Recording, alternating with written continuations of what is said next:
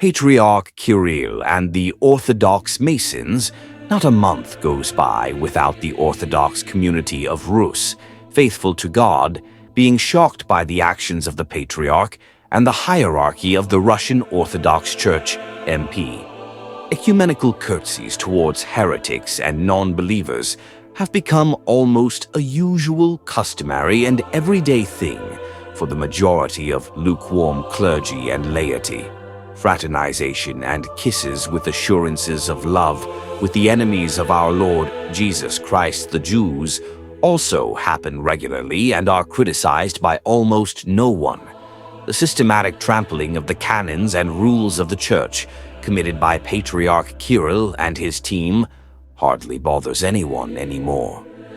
Religious tolerance, that is patience towards evil and untruth, instilled by church and state authorities, has poisoned our Orthodox people and deprived them of immunity and strength to fight apostasy in the Russian Church. But what happened in December 2009 goes beyond all understanding and patience. This material is intentionally written after a considerable amount of time, more than a month, has passed since that outrageous event. To be fair, an opportunity was given for Patriarch Kirill, who blessed this initiative, and his assistants who prepared this event, to come to their senses and refuse to participate further in this vile affair. Unfortunately, this did not happen. On December 19, 2009, the founding of a new public organization, Defenders of Orthodox Christians named after Saint Prince Dmitry Donskoy, took place in the St. Daniel Monastery. Representatives of a number of Russian regions, representatives of the Russian Orthodox Church, the Ministry of Internal Affairs of the Russian Federation, and foreign guests took part in the opening of the founding Congress. The Order of Defenders of Orthodox Christians was headed by lawyer Igor Trunov, who is the deputy chairman of the International Union of Lawyers, head of the Department of Legal Problems of the Russian Academy of Natural Sciences, first vice president of the Federal Union of Lawyers of Russia, etc. At the opening of the Congress, the chairman of the new public organization, Trunov, stated, "Work under the leadership of the Russian Orthodox Church, as well as serving it and protecting the interests of the Russian Orthodox Church and orthodoxy in the world. This is the root and meaning of the existence of the organization in Russia." According to Trunov, the public organization Defenders of Orthodox Christians, named after Saint Prince Dmitry Donskoy, sets itself a number of tasks: qualified legal assistance to the Russian Orthodox Church, implementation of charitable activities, attraction of voluntary donations for the restoration of Orthodox shrines, participation in the education of the younger generation, assistance and implementation of joint programs of the Church with special services and law enforcement agencies. It would seem that one should only rejoice at such a good initiative of human rights activists who are striving to help the Orthodox Church. But after reading the information and program documents posted on the website of this organization, any Orthodox person will be horrified. This is an organization of Orthodox Templars, that is, Masons, and Patriarch Kirill and his assistants could not have been unaware of this, since even at the Congress, the Orthodox Masons sat in their traditional Masonic robes with red crosses. The fact that the hierarchy of the Russian Orthodox Church MP was aware of this is also evidenced by the fact that such a significant and high-profile event should have been reflected in the official information sources of the Patriarchate, but not a word about this event could be found. As happens in cases with the ecumenical contacts of the Patriarch and his assistants, detailed information about them appears in secular media and in the information sources of the heretics and infidels themselves, since they strive to inform the whole world in detail about their achievements. Information about this event appeared in the same way, that is, in the Masons' own media and on the website of the Federal Information Agency Interfax. There is no reason to doubt its authenticity, since their reports are confirmed by visual materials. In addition, Patriarch Kirill, in recognition of their work in strengthening the spiritual and moral foundations of service to the fatherland, awarded the Orens of the Russian Orthodox Church MP to the leadership of the Templar Order organization, Trunov Yel, Ivar L.K., Sitkovsky A.L., Police Colonel, Ph.D. in Law, Associate Professor, Deputy Head of the All-Russian Research Institute of the Ministry of Internal Affairs of the Russian Federation for scientific work. Despite the fact that the website of the Masonic Defenders of Orthodox Christians was opened on December 17, 2009, and the founding congress of this organization, nurtured and led by Patriarch Kirill, was held on December 19, 2009. This supposedly new Templar structure is in fact not new at all. It is part of the global worldwide Masonic Templar network, spread in more than 40 countries of the world. This is how the Commander Knight, Grand Officer of the Sovereign Military Order of the Temple of Jerusalem, Igor Trunov, speaks about it. The public organization Defenders of Orthodox Christians, named after the Holy Prince Dmitry Donskoy, is part of the structure of one of the oldest knightly orders in the world, the Sovereign Military Order of the Temple of Jerusalem, OSMTH, founded after the First Crusade in Jerusalem in 1118, an international Christian, ecumenical, knightly independent and apolitical organization that combines monasticism and military service. Access to the order is open to every Christian of goodwill, regardless of race, nationality, and social status, who professes Christianity of the Catholic tradition, Orthodoxy, Catholicism, Monophysitism, Lutheranism. At present, this association operates in more than 40 countries of the world, and indeed, if you look closely at the website of the Defenders of Orthodox Christians, then in the events section, you can find information about the participation of the Russian delegation of OSMT8 in the events of the Masons Templars in Germany, England, Romania in just 3 autumn months. And in all these photographs, the delegation was headed by Mr. Trunov. All modern Masonic orders, organizations, and movements have one mother's womb, the Templars, who, in turn, are Satanists and worship Baphomet, that is the devil. The Knights Templar, from French temple, Templars, a spiritual and knightly Catholic order founded in the early 12th century after the First Crusade of the Latins. The order was very rich. It owned extensive land holdings, both in the states created by the Crusaders in the territory of Palestine and Syria, and in Europe. The order also had broad ecclesiastical and legal privileges, granted to it personally by the Pope. There is a lot of information on the internet about the Templars and their younger brothers, who have entangled the entire world in their sinister network of organizations. Therefore, we will not dwell on this in detail. So, the main thing is that Freemasonry is an antagonist of Christianity. Despite the fact that they use Christian symbols and renounce Freemasonry, they have been fighting with the Lord Jesus Christ and Orthodoxy throughout their history. And this also does not require detailed and thorough evidence, since any Orthodox person knows this well. Behind all social cataclysms and upheavals, riots, revolutions, wars, etc., both centuries ago and today stand Masons. If you turn to the 12 commandments of the Templar, that is the Templar, and the advice on the rules of life, which are posted on the website of the Defenders of Orthodox Christians, you will not find a word there about our Lord Jesus Christ. Moreover, you will read the following statements there. You are a child of the universe just as much as the trees and the stars. Like them, you have a right to exist. Therefore, be at peace with God, whatever your conception of him may be. All of Freemasonry is permeated with deceit and ambiguity. In these words, whatever idea you have of it, lies the whole devilish essence of Freemasonry. That is, if you consider the devil to be your god, like the Templars, Baphomet, then be at peace with him and fulfill his commandments: kill, steal, lie, commit adultery, etc. In words, they declare that the purpose of their life is to achieve spiritual perfection through following the holy virtues of peace and love.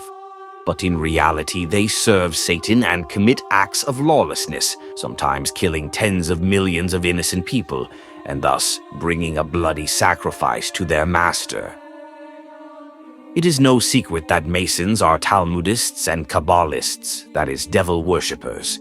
The highest degrees of initiation in Freemasonry are received by people of a strictly defined national and religious affiliation. By the way, the founding Congress of the Defenders of Orthodox Christians was completely accidentally held on the last 8th day of the Jewish holiday of Hanukkah, which symbolizes the victory of the Jews over the pagans, that is, over all of us. In the case of the Templars, the Defenders of Orthodox Christians, it should be noted that they did not try to camouflage themselves in any way. They revealed themselves openly, stating, "We are the Templars. We are part of a network structure that covers the entire world. Our history begins in the 12th century. We are influential and capable of solving the most complex problems." Their website contains the history of the Orthodox Templars of the Adriatic. However, in the last decade, Masons have come out all over the world. They have started holding open days in their museums, making films about themselves, publishing a lot of articles and books. The worldwide preaching of Freemasonry began as a way to achieve spiritual perfection and harmony with God. In order not to be unfounded in our accusations of the Templars, let us recall the Ukrainian events of the end of 2000, connected with the expulsion of their order from the Kitaevskaya Desert. On December 16th, 2000, the monastery brethren and numerous laymen peacefully captured the first monastic building, which had previously been handed over to the Ukrainian Templars. In the Templars' lair, they found incriminating photos, videos, and documents confirming that the Templars were collecting secret information about the sale of military equipment, trade in metal, airplanes, uncut emeralds, etc. The close ties between the Masons and the highest government officials of the Ministry of Defense of Ukraine, as well as other ministries and departments of the country, have received their documentary confirmation.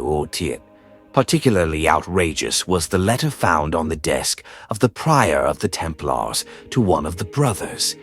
It speaks of the need to recruit 9 Orthodox priests, exactly the number of knights who founded the order. But we are not so much interested in this as in the correspondence between their declarations of high spiritual priorities in following Christianity and the realities of their inner life. The monastery brethren and laymen already on the landing saw the monogram of Jesus Christ laid out of parquet with great art and love to be trampled underfoot. On the wall in the vestibule are images of the Antichrist and inverted crosses. It was impossible to enter the office of the chief prior of the Templars of Ukraine without trampling the all-conquering cross of the Lord with your feet. The prior's office hall struck the imagination of the Orthodox people. Behind the first-class work of the Templar designers, it was difficult to immediately notice that next to the Torah scrolls and the Talmud, there was an Orthodox chalice. The entire office was filled with esoteric and occult literature, books by the theorist of magic and Satanism, Aleister Crowley, publications on Freemasonry, tarot cards, as well as many books related to all the main world religions, the Bible, the ancient Torah in the original, written on a scroll, the Quran, etc. Details about those high-profile events can be found on the website scandal.ru. It is also very important that, based on the documents, photos, and videos that were found, it became clear that the Catholic Church is supervising and managing the Ukrainian Knights Templar. The video shows Catholic cardinals welcoming representatives of the above-mentioned order to their church. Let's go back to the beginning of our conversation. Why should Patriarch Kirill, and in his person the entire Russian Orthodox Church, exercise leadership over a Templar, Masonic, satanic organization? After all, he is not a naive or illiterate person. He knows perfectly well what these structures do, what they achieve, who they serve, and who they worship as God. In addition, only Masons can lead Masons and no other way. Or did he decide to compete with the Latin heretics in this too?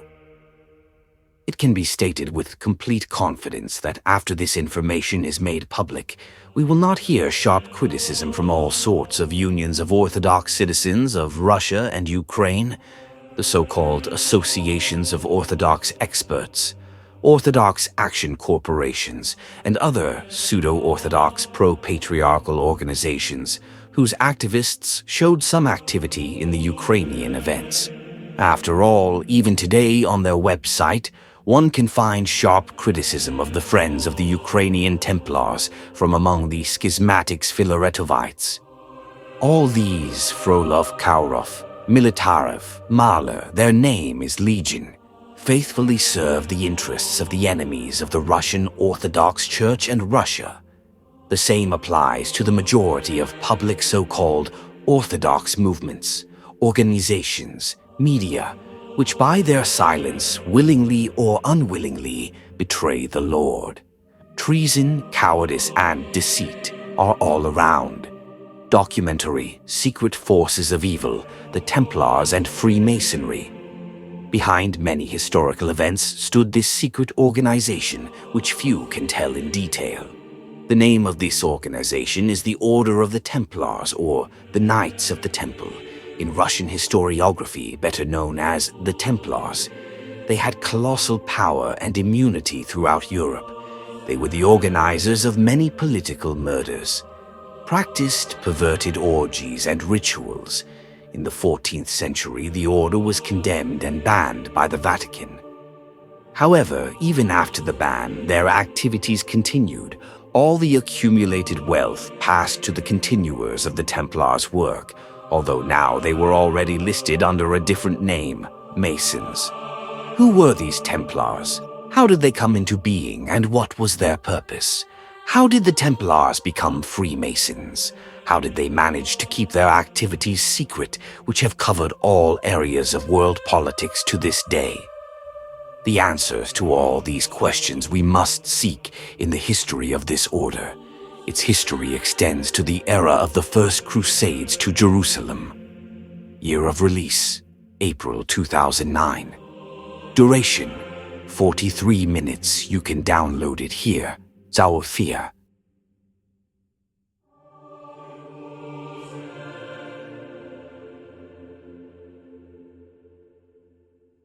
The Patriarch awarded the Templars.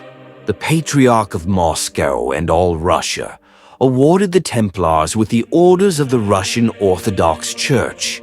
His Holiness, Patriarch of Moscow and all Russia, in recognition of the works to strengthen the spiritual and moral foundations of service to the fatherland. The orders of the Russian Orthodox Church are awarded. The orders of the Holy Blessed Prince Daniel of Moscow, Ivar Lyudmila Konstantinovna, Trunov Igor Leonidovich were presented by Priest Alexander Shestak, Priest Alexander Dobrodev, Synodal Department of the Moscow Patriarchate for cooperation with the armed forces and law enforcement agencies, http://osmthrussia.ru/clauses/show 7/ Igor Trunov, Grand Prior of Russia. Lyudmila Ivar, Treasurer of the Templar Order, employee of the Federal Penitentiary Service, http://osmthrussia.ru/soviet- Ofikirovyi/Kaznachei-Dama-O/.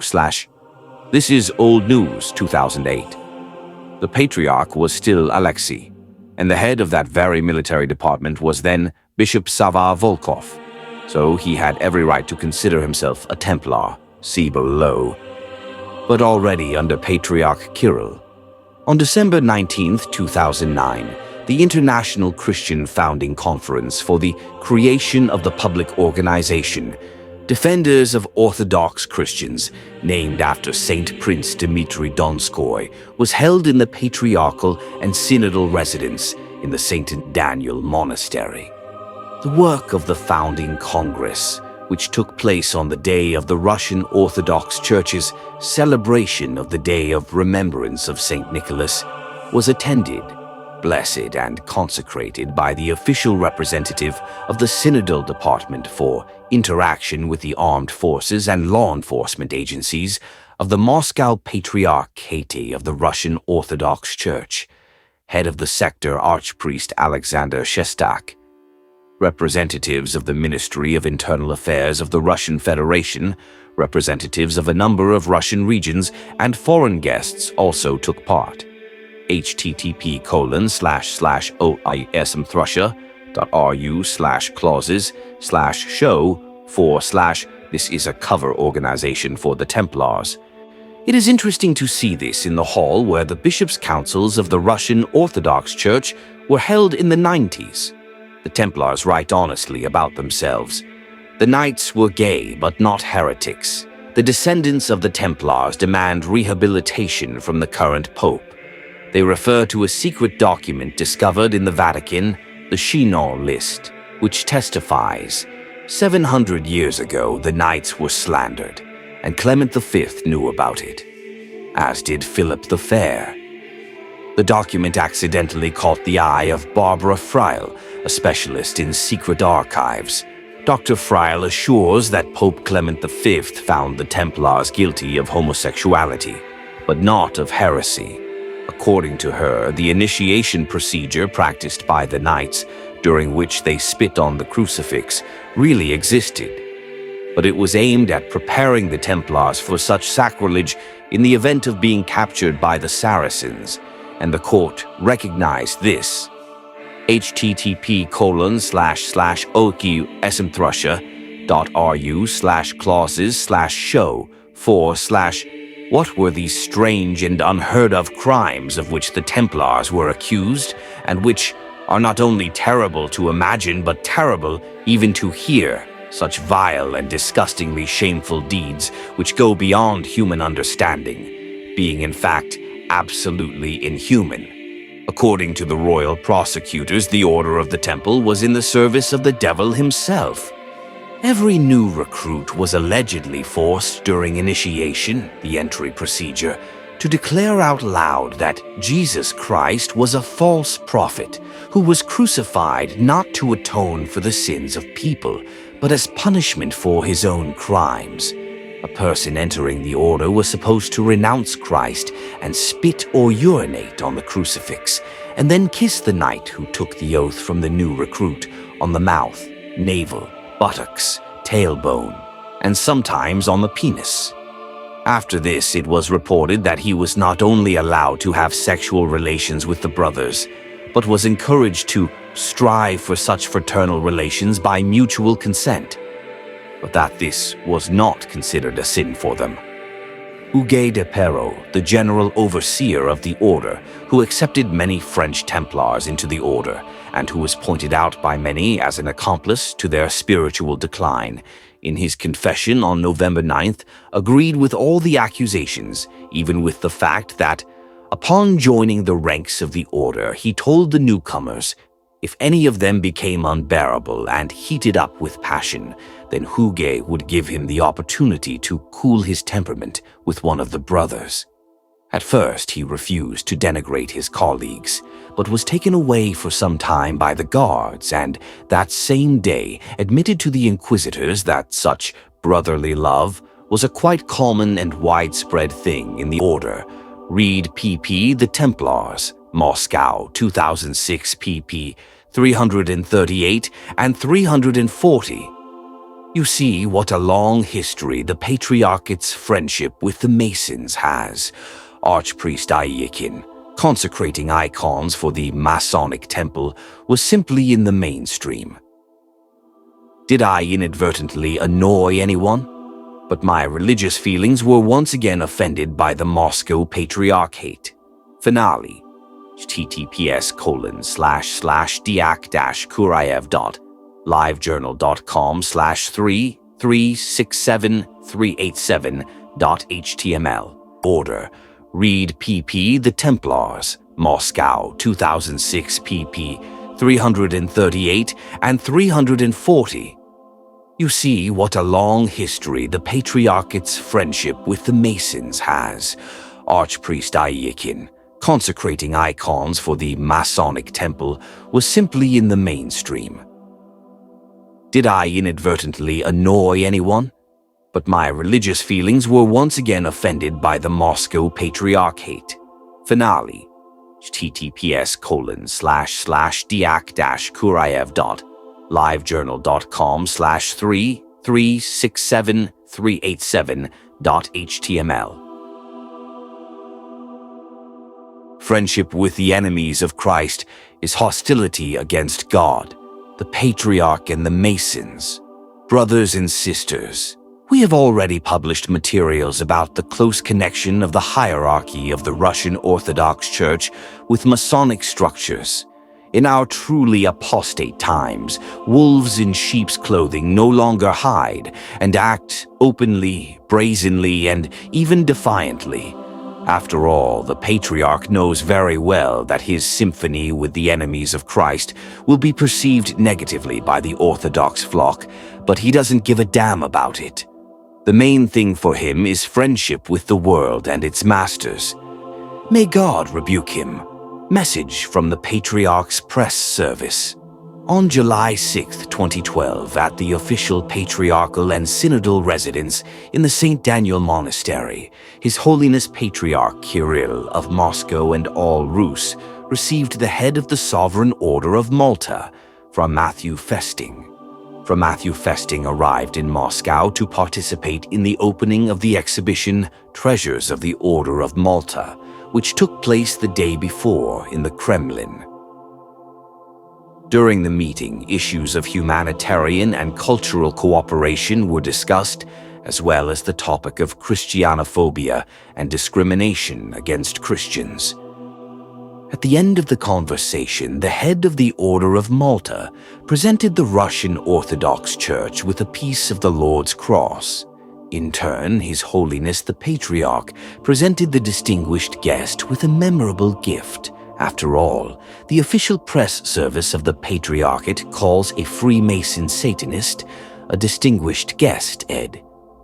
The meeting was attended by the following on behalf of the Russian Orthodox Church: Deputy Chairman of the Department for External Church Relations of the Moscow Patriarchate, Hegumen Filaret Bulakov, and Secretary of the DCR for Far Abroad Affairs, Archpriest Sergei Zvonorev, on behalf of the Order of Malta, Grand Chancellor of the Order, Jean-Pierre Masseri, Head of the Mission of the Order of Malta in Russia, Gianfranco Facco Bonetti, First Advisor of the Mission, Nicola Savoretti, and Advisor of the Mission for Religious Relations, Marquise Immacolata Solaro del Borgo, the Sovereign Military Hospitaller or Order of St. John of Jerusalem, of Rhodes and of Malta, Order of Malta, is one of the oldest organizations of the Roman Catholic Church.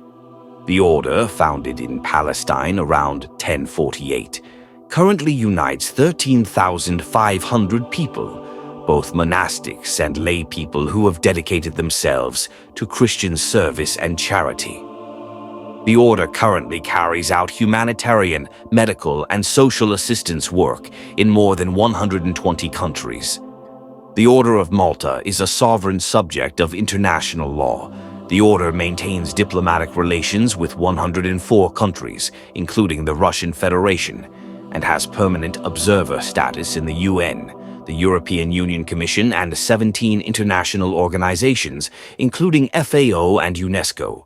Relations with the Russian Federation are carried out through a special diplomatic mission.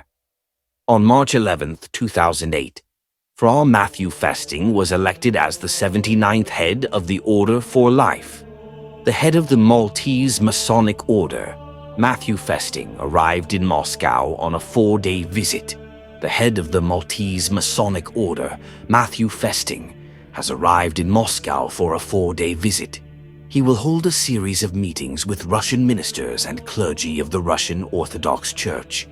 In this way, the Maltese Order intends to strengthen relations with Russia, as stated by the Prince and Grand Master, Matthew Festing.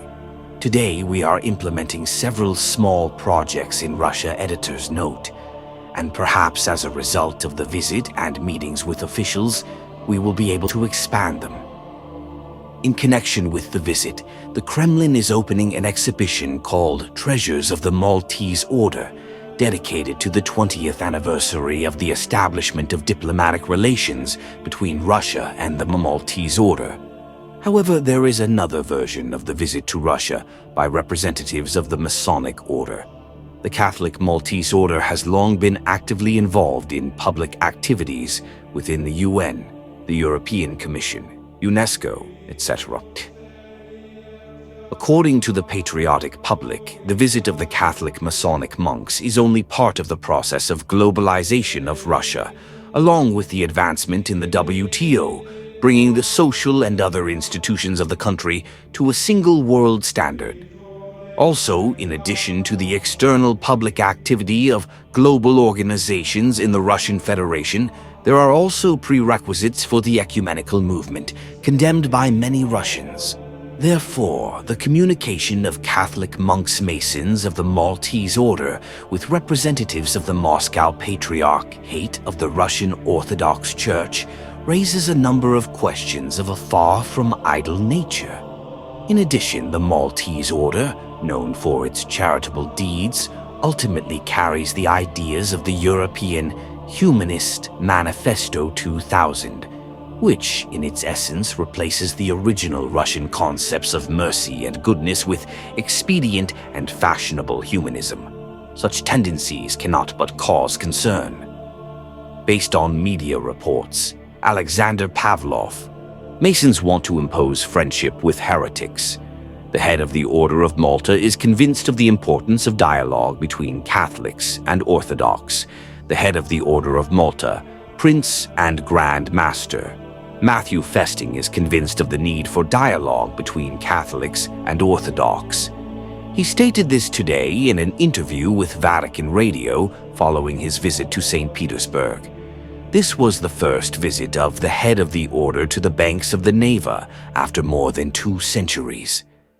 Historians note that at the turn of the 18th, 19th centuries, the structures of the Order of Malta were located in St. Petersburg, and the Russian Emperor Paul I was its de facto Grand Master. In an interview with the radio, Matthew Festing said that he hopes that the order will be able to continue its activities in Russia. It is a question of finding volunteers, funds, and so on, but the prospects are very interesting.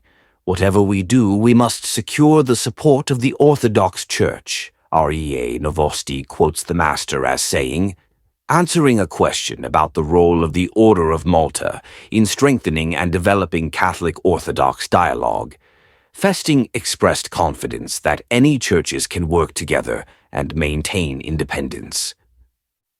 I am absolutely sure that any churches can work well together and remain independent, but it is important that we are able to talk to each other, the Master noted. In recent years, he said, I met in Moscow with Patriarch Kirill, not long ago in Istanbul with Patriarch Bartholomew, and we were able to hold discussions. We were able to discuss further ways of developing relations with Greek Orthodoxy.